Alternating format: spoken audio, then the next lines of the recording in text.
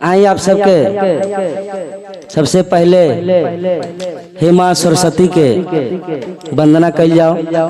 कहीं कि कहीं भी प्रोग्राम में पहले माई के बुलावल जरूरी होला। अगर रउआ दिल से बुला दे माई के उनकरा आवे के पड़े।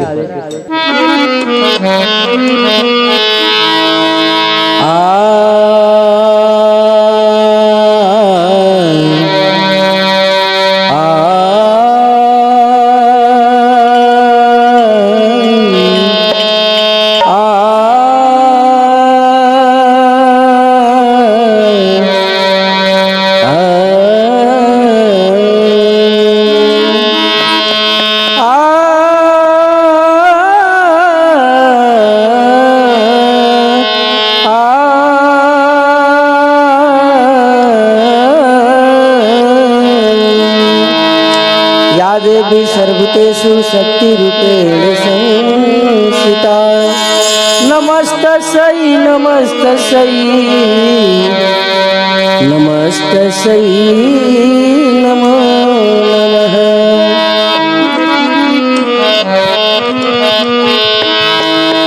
एगो भक्त के नाय बीच मझधार में डगमग करता माई सरस्वती के बुलावता। कैसे आई भैया?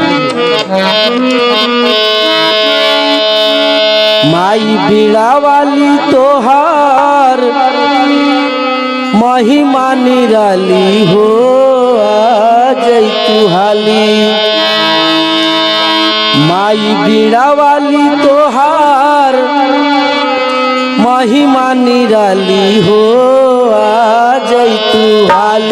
भक्त लौटाता के खाली हो, आ जई तू हाली। भक्त लौटाता के खाली हो, आ जई तू हाली। माई बीड़ा वाली तोहार महिमा निराली हो, आ जई तू हाली। माई बीड़ा वाली तोहार महिमा निराली हो, आ जई तू हाली।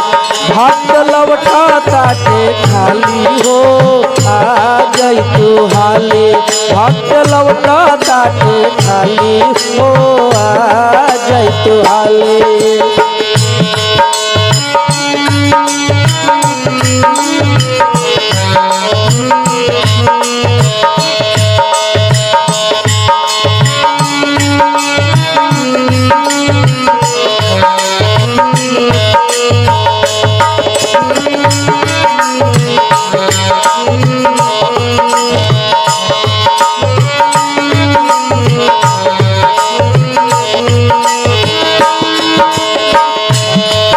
और क्या कहता?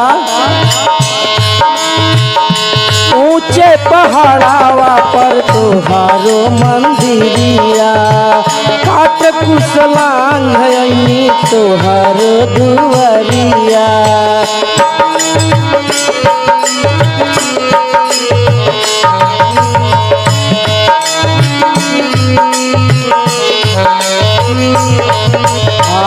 ऊंचे पहाड़ावा पर तोहारो मंदिरिया, काट कुशलांग तोहारो दुआरिया। सरगम के तान दे तू सुनाई हो, आ जई तू हाली। सरगम के तान के तू सुनाई हो, आ जई तू हाली। भक्त लौटाता के खाली हो, आ जई तू हाली। भक्त लौटाता के खाली हो, आ जई तू हाली।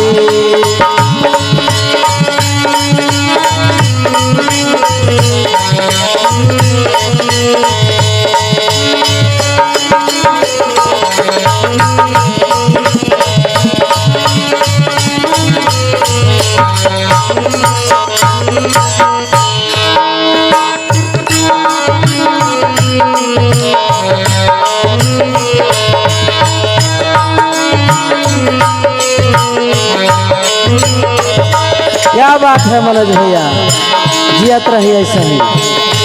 भक्त कहता क्या कहता? ब्रह्मा विष्णु नारद करे तुहारो पूजनवा शिव त्रिपुरारी करस तुहरो गुण गानवा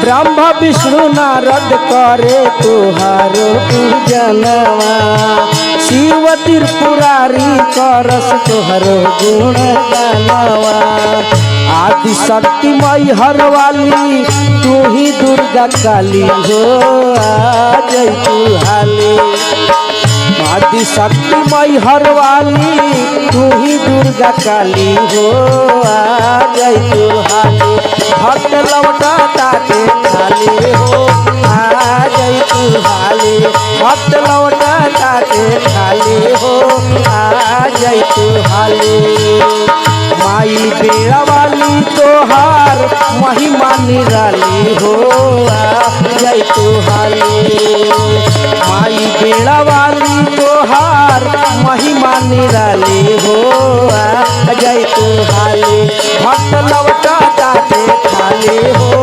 आ जय तू हाली भक्त लौटा ताके खाली हो